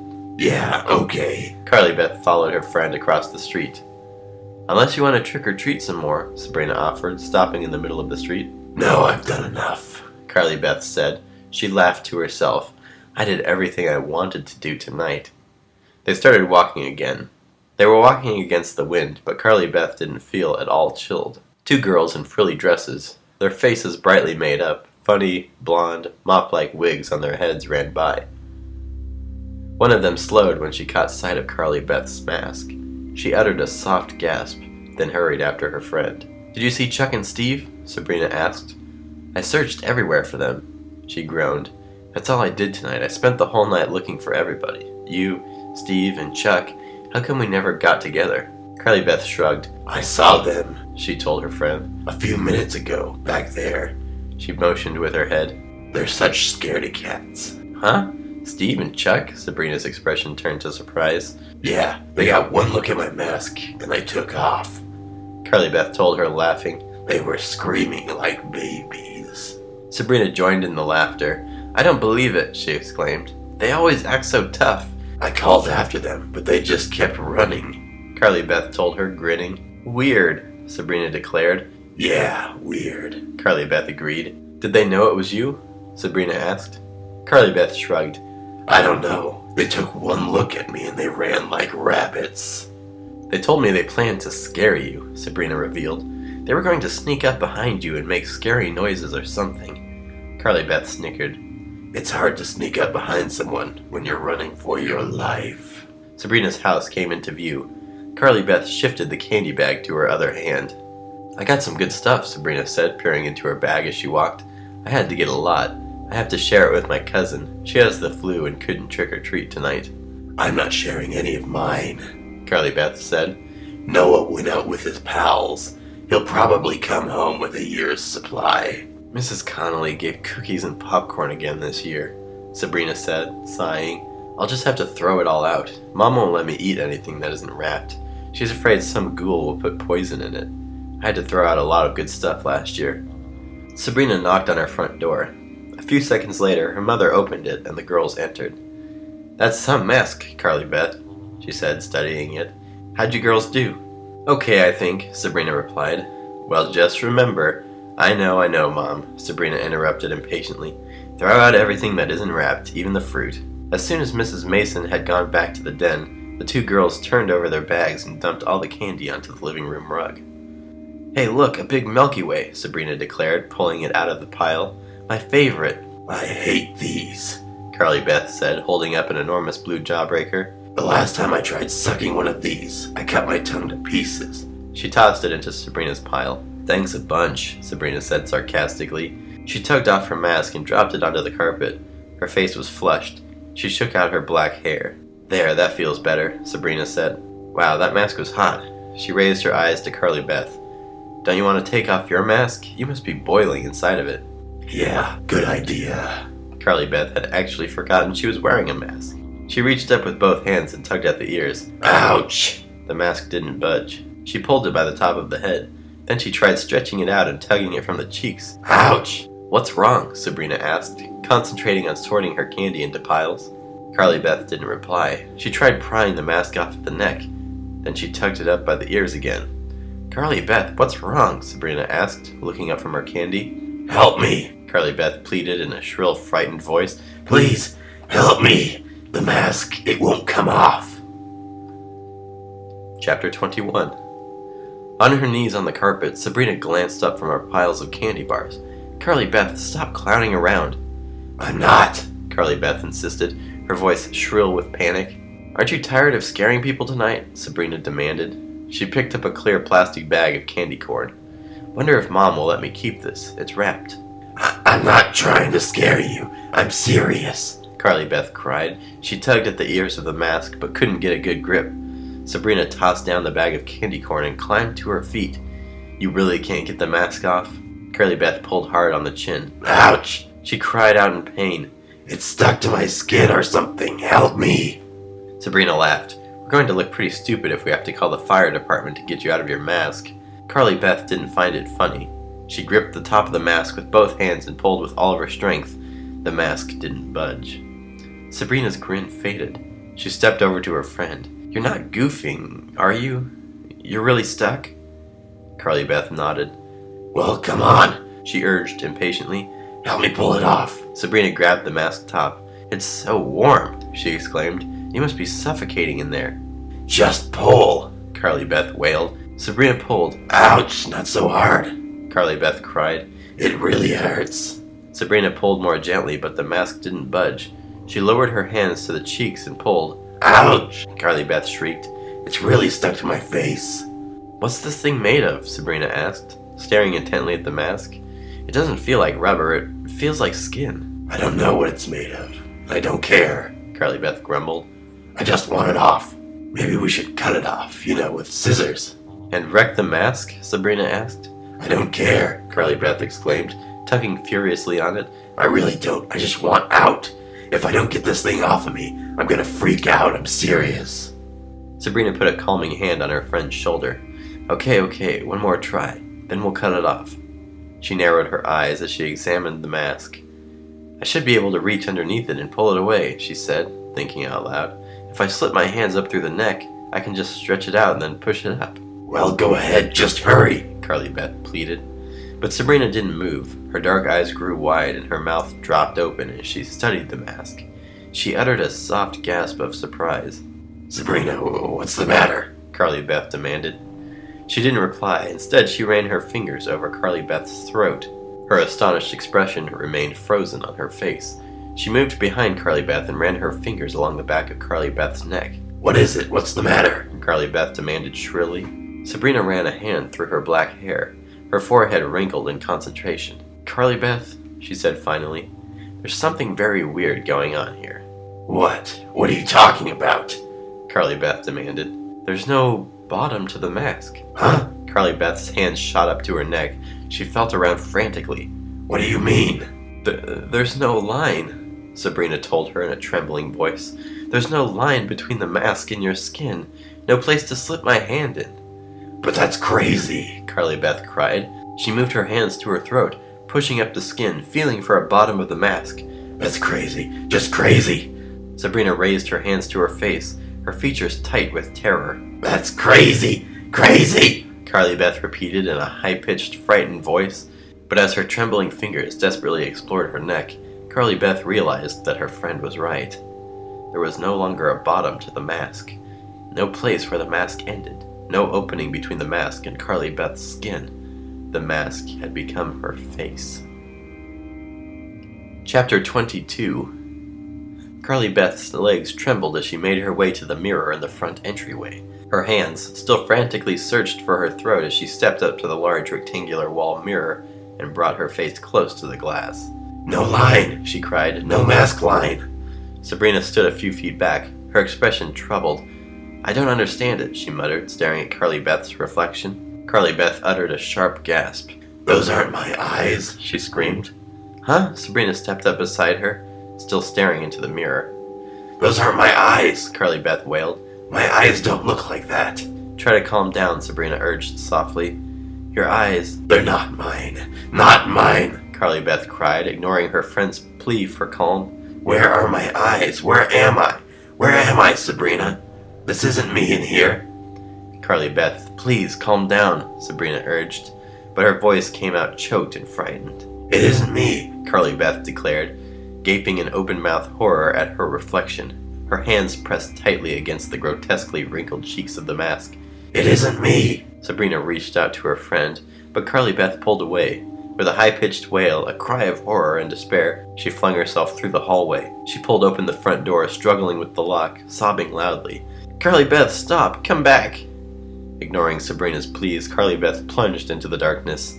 The storm door slammed behind her. As she began to run, she could hear Sabrina's frantic cries from the doorway. "Carly Beth, your coat! Come back! You forgot your coat!" Carly Beth's sneakers thudded over the hard ground. She ran into the darkness beneath the trees as if trying to hide, as if trying to keep her hideous face from view. She reached the sidewalk, turned right, and kept running. She had no idea where she was going. She only knew she had to run away from Sabrina, away from the mirror. She wanted to run away from herself, away from her face, the hideous face that stared back at her in the mirror with those frightening, unfamiliar eyes. Someone else's eyes. Someone else's eyes in her head. Only it was no longer her head. It was an ugly green monster head that had attached itself to hers. Uttering another cry of panic, Carly Beth crossed the street and kept running. The dark trees, black against the starless night sky, swayed and shivered overhead. Houses whirred past, a blur of orange light from their windows. Into the darkness she ran, breathing noisily through the ugly flat nose. She lowered her smooth green head against the wind and stared at the ground as she ran. But no matter where she turned her gaze, she saw the mask. She saw the face staring back at her. The ugly, puckered skin, the glowing orange eyes, the rows of jagged animal teeth. My face. My face. High-pitched screams startled her from her thoughts. Carly Beth glanced up to see that she had run into a group of trick-or-treaters. There were 6 or 7 of them, all turned toward her, screaming and pointing. She opened her mouth wide, revealing the sharp fangs, and growled at them, a deep animal growl. The growl made them grow silent. They stared hard at her, trying to decide if she was threatening them, or only kidding. "What are you supposed to be?" a girl in a red and white ruffled clown costume called to her. "I'm supposed to be me, but I'm not," Carly Beth thought bitterly. She ignored the question, lowering her head, turning away from them. She started to run again. She could hear them laughing now. They were laughing in relief, she knew, glad she was leaving them. With a bitter sob, she turned the corner and kept running. Where am I going? What am I doing? Am I going to keep running forever? The questions roared through her mind. She stopped short when the party store came into view. Of course, she thought, the party store. The strange man in the cape, he will help me. He will know what to do. The man in the cape will know how to get this mask off. Feeling a surge of hope, Carly Beth jogged toward the store. But as she neared it, her hope dimmed as dark as the store window. Through the glass, she could see all the lights were out. The store was dark as the night. It was closed. Chapter 23. As she stared into the darkened store, a wave of despair swept over Carly Beth. Her hands raised against the window, she pressed her head against the glass. It felt cool against her hot forehead. The mask's hot forehead. She closed her eyes. What do I do now? What am I going to do? It's all a bad dream, she murmured out loud. A bad dream. I'm going to open my eyes now and wake up. She opened her eyes. She could see her eyes, her glowing orange eyes, reflected in the dark window glass. She could see her grotesque face staring darkly back at her. No! With a shudder that shook her entire body, Carly Beth slammed her fists against the window. Why didn't I wear my mother's duck costume? She asked herself angrily. Why was I so determined to be the scariest creature that ever roamed on Halloween? Why was I so determined to terrify Chuck and Steve? She swallowed hard. Now I'm going to scare people for the rest of my life. As the bitter thoughts rolled through her mind, Carly Beth suddenly became aware of movement inside of the store. She saw a dark shadow roll over the floor. She heard footsteps. The door rattled, then opened a few inches. The store owner poked his head out. I stayed late, he said quietly. I expected to see you again. Carly Beth was startled by his calmness. I can't get it off, she sputtered. She tugged at the top of her head to demonstrate. I know, the man said. His expression didn't change. Come inside. He pushed the door open the rest of the way, then stepped back. Carly Beth hesitated, then walked quickly into the dark store. It was very warm inside. The owner turned on a single light above the front counter. He was no longer wearing the cape, Carly Beth saw. He wore black suit pants and a white dress shirt.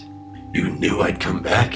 Carly Beth demanded shrilly. The raspy voice she had acquired inside the mask revealed both anger and confusion. How did you know? I didn't want to sell it to you, he replied, staring at the mask. He shook his head, frowning.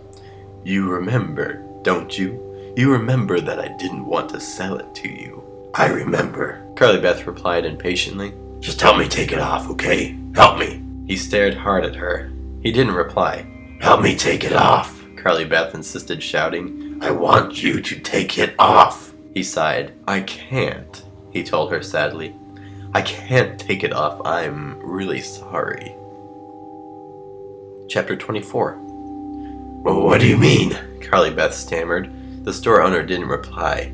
He turned toward the back of the store and motioned for her to follow him. Answer me, Carly Beth shrieked. Don't walk away. Answer me. What do you mean the mask can't be taken off? She followed him to the back room, her heart pounding. He clicked on the light.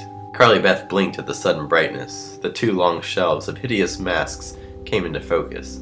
She saw a bare spot on the shelf where hers had stood. The grotesque masks all seemed to stare at her. She forced herself to look away from them. Take this mask off now, she demanded, moving to block the store owner's path. I can't remove it, he repeated softly, almost sadly. Why not? Carly Beth demanded. He lowered his voice. Because it isn't a mask. Carly Beth gaped at him. She opened her mouth, but no sound came out. It isn't a mask, he told her. It's a real face. Carly Beth suddenly felt dizzy. The floor tilted. The rows of ugly faces glared at her. All of the bulging, bloodshot yellow and green eyes seemed to be trained on her. She pressed her back against the wall and tried to steady herself. The store owner walked over to the display shelf and gestured to the ugly, staring heads. The unloved, he said sadly, his voice lowered to a whisper. I don't understand, Carly Beth managed to choke out. These are not masks, they're faces, he explained. Real faces, I made them. I created them in my lab. Real faces. But they're so ugly, Carly Beth started. Why? They weren't ugly in the beginning, he interrupted, his voice bitter, his eyes angry. They were beautiful, and they were alive. But something went wrong. When they were taken out of the lab, they changed. My experiments, my poor heads, were a failure. But I had to keep them alive. I had to. I don't believe it, Carly Beth exclaimed, breathlessly, raising her hands to the sides of her face, her green, distorted face. I don't believe any of it. I am telling the truth, the store owner continued, running a finger over one side of his narrow mustache, his eyes burning into Carly Beth's. I keep them here. I call them the unloved because no one will ever want to see them. Occasionally, someone wanders into the back room, you, for example, and one of my faces finds a new home. No! Carly Beth uttered a cry of protest, more of an animal wail than a human cry. She stared at the gnarled, twisted faces on the shelf, the bulging heads, the open wounds, the animal fangs. Monsters, all monsters. Take this off, She screamed, losing control. Take this off, take this off! She began tearing frantically at her face, trying to pull it off, trying to rip it off in pieces. Take it off, take it off! He raised a hand to quiet her. I'm sorry. The face is your face now, he said without expression. No! Carly Beth shrieked again in her new raspy voice. Take it off! Take it off now! She tore at the face, but even in her anger and panic, she knew her actions were useless. The face can be removed, the store owner told her, speaking softly. Huh? Carly Beth lowered her hands. She stared hard at him. What did you say?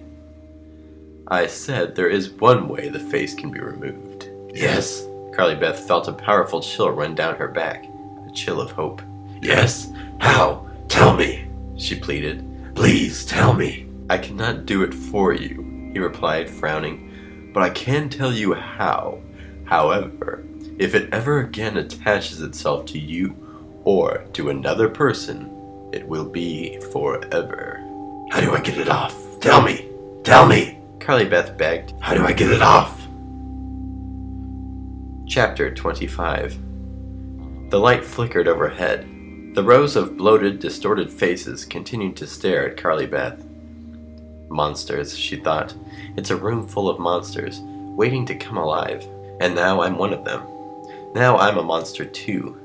The floorboards creaked as the store owner moved away from the display shelves and came up close to Curly Beth. How do I get this off me? She pleaded. Tell me, show me now. It can only be removed once, he repeated softly, and it can only be removed by a symbol of love. She stared at him, waiting for him to continue. The silence filled the room. Heavy silence. I don't understand. Curly Beth stammered finally. You've got to help me. I don't understand you. Tell me something that makes sense. Help me. I can say no more, he said, lowering his head, shutting his eyes and wearily rubbing his eyelids with his fingers. But what do you mean by a symbol of love? Curly Beth demanded. She grabbed the front of his shirt with both hands.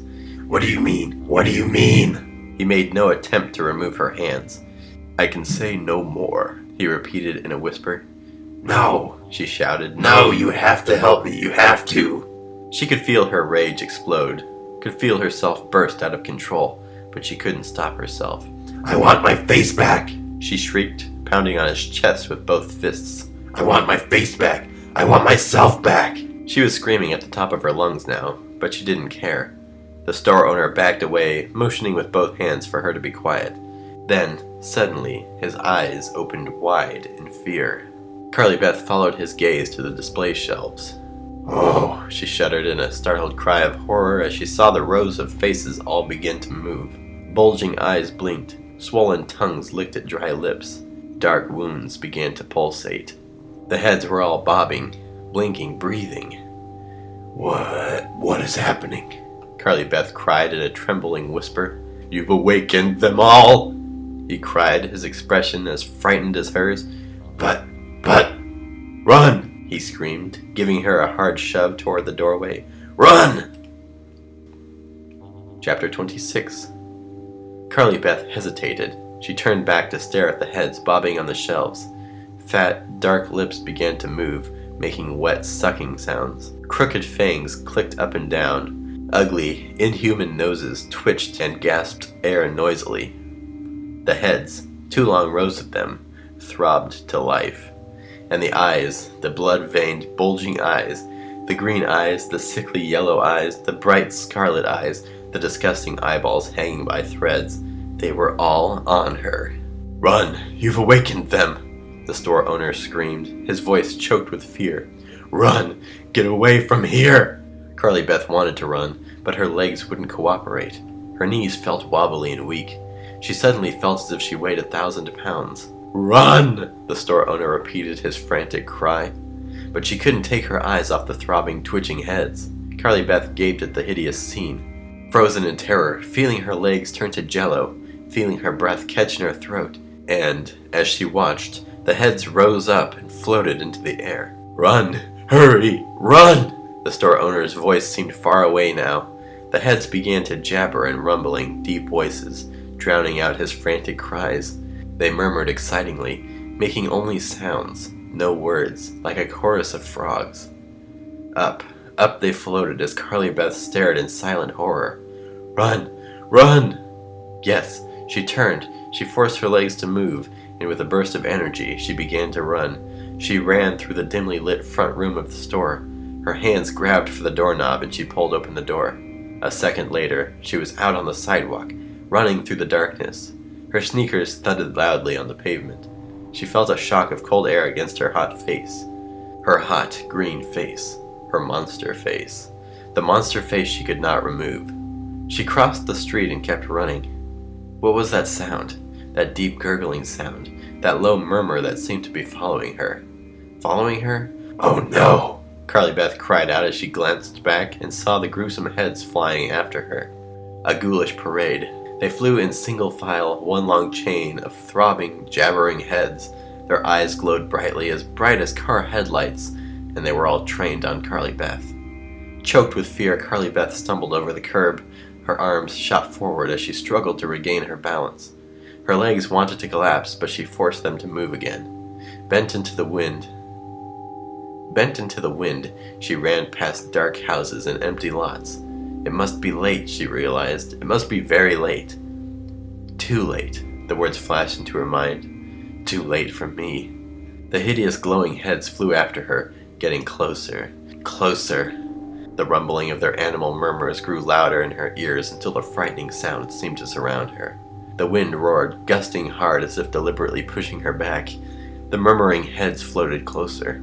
I'm running through a dark nightmare, she thought. I may run forever. Too late for me. Or was it? An idea formed its way through her nightmarish panic. As she ran, her arms thrashed in the air in front of her as if reaching for safety. Her mind struggled for a solution, an escape, a symbol of love. She heard the store owner's words over the rumble of the ugly voices behind her. A symbol of love. That's what it would take to rid her of the monster head that had become her own. Would it also stop the throbbing, glowing heads that pursued her? Would it send the faces of the unloved back to where they came from? Gasping loudly for breath, Carly Beth turned the corner and kept running. Glancing back, she could see her chattering pursuers turn too.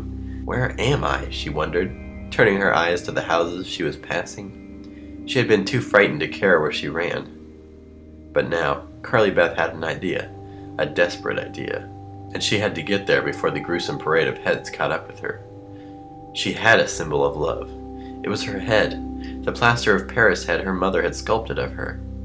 Carly Beth remembered asking her mother why she had sculpted it, and her mother had replied, "Because I love you." Maybe it could save her. Maybe it could help her out of this nightmare. But where was it?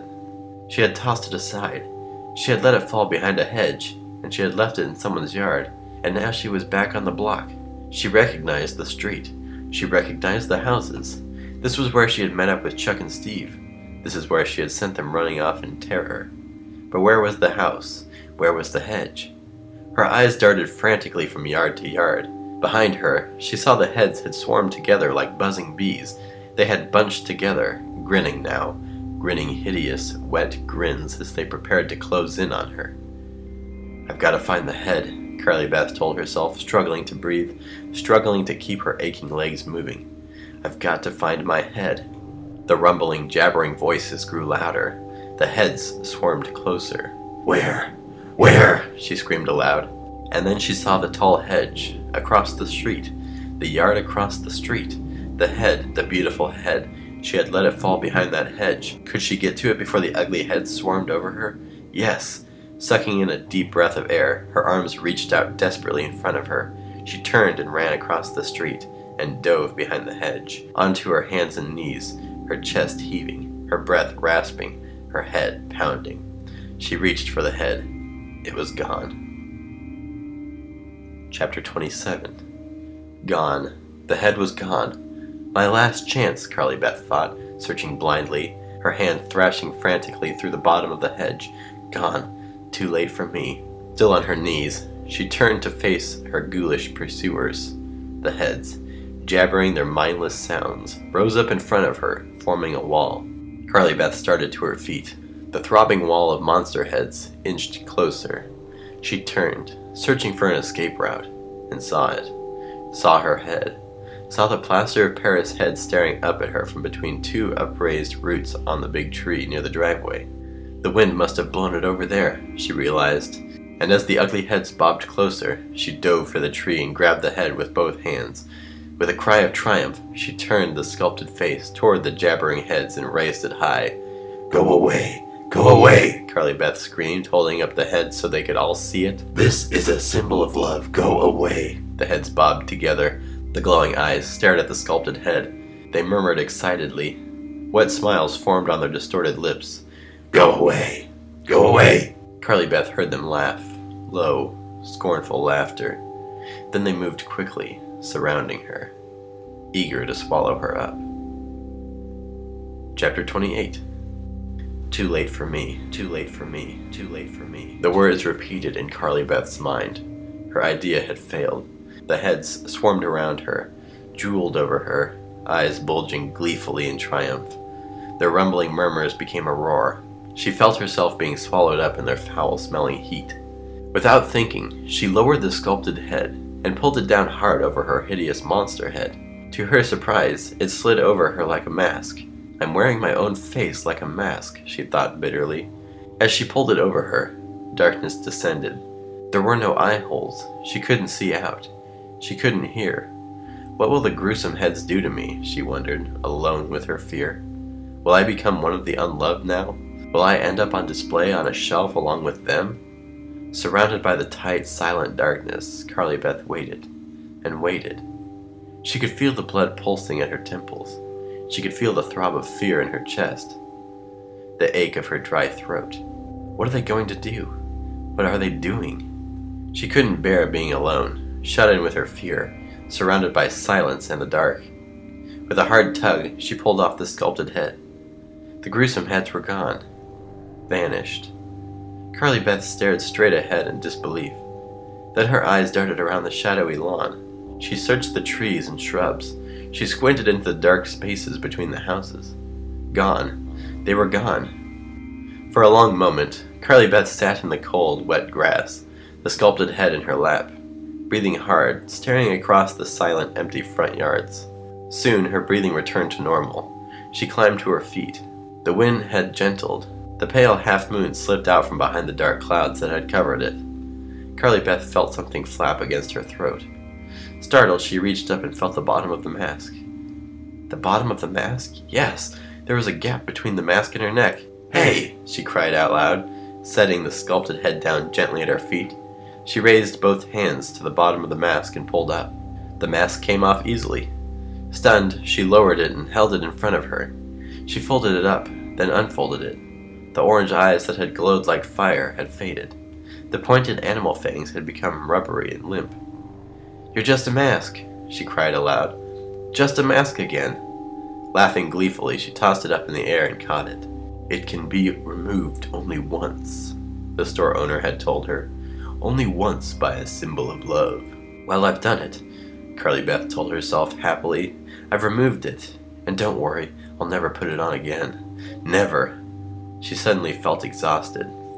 "I've got to get home," she told herself. "It's probably close to midnight." Most of the houses were dark. There were no cars moving on the streets.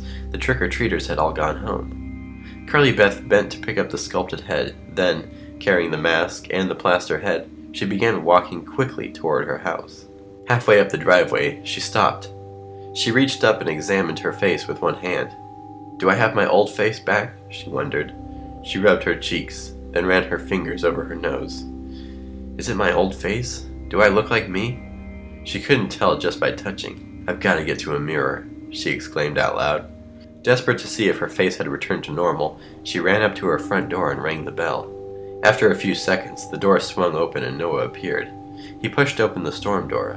Then he raised his eyes to her face and started to scream. "Take off that mask! Take it off! You're so ugly!" Chapter 29. "No!" Carly Beth cried in horror. The mask must have changed her face, she realized. "No! Oh no!" She pushed past her brother, tossed down the head and the mask, and ran to the hallway mirror. Her face stared back at her. Perfectly normal. Her old face. Her good old face. Her dark brown eyes. Her broad forehead. Her snip of a nose, which she had always wished was longer. "I'll never complain about my nose again," she thought happily. Her face was normal again. All normal. As she stared at herself, she could hear Noah laughing at the doorway. She spun around angrily. "Noah, how could you?" He laughed harder. "It was just a joke. I can't believe you fell for it." "It was no joke to me," Carly Beth exclaimed angrily. Her mother appeared at the end of the hall. "Carly Beth, where have you been? I expected you back an hour ago." "Sorry, Mom," Carly Beth replied, grinning. "I'm so happy I may never stop grinning," she thought. "It's sort of a long story," she told her mother. "Sort of a long, weird story. But you're okay?" Miss Caldwell's eyes narrowed as she studied her daughter. "Yeah, I'm okay," Carly Beth said. "Come into the kitchen," Miss Caldwell instructed her. "I have some nice hot cider for you." Carly Beth obediently followed her mother to the kitchen. The kitchen was warm and bright. The sweet cider aroma filled the room. Carly Beth had never been so glad to be home in all of her life. She hugged her mother, then took a seat at the counter. "Why didn't you wear your duck costume?" Miss Caldwell asked, pouring out a cup of steaming cider. "Where have you been? Why weren't you with Sabrina? Sabrina has called twice already, wondering what happened to you." "Well," Carly Beth began, "it's sort of a long story, Mom. I'm not going anywhere," her mother said, setting the cup of cider down in front of Carly Beth. She leaned against the counter, resting her chin in one hand. Go ahead, talk. Well, Carly Beth hesitated. Everything is fine now, Mom. Perfectly fine. But before she could say another word, Noah burst into the room. Hey, Carly Beth, He called in a deep, raspy voice. look at me. How do I look in your mask? Thanks for tuning in today. If you've made it this far, you must not have been scared off yet. I hope you are enjoying my 13 Days of Halloween. If you like these videos, consider leaving a like and subscribing to stay up to date with my future videos. Tune in tomorrow for more spooky fun. Until then, keep it creepy.